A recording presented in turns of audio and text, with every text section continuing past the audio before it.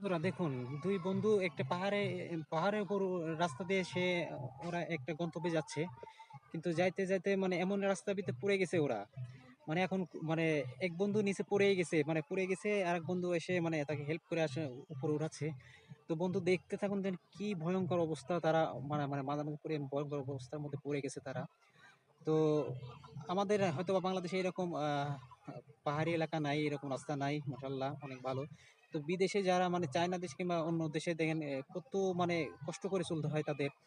মানে এমন রাস্তা, মানে পাহাড়ের এক সাইড দিয়ে এক কোণা দিয়ে, মানে এমন রাস্তা মানে দেখলেই গা শিউরে উঠে যায়। হ্যাঁ, দেখলে গা শিউরে ওঠে, মানে এতটা ভয়াবহ অবস্থা সেই রাস্তার। ওরা সুন্দরভাবে দেখেন কিভাবে পার হচ্ছে। তবে আমাদের বাংলাদেশে পারবে না, এরা হয়তো পড়ে যাবে, খাদের মধ্যে পড়ে যাবে, ঠিক আছে। ওরা দেখেন কত মানে কত টেকনিক্যাল ভাবে তারা মানে যাতায়াত করে, মানে অনেক কষ্ট করে তারা যাতায়াত করে।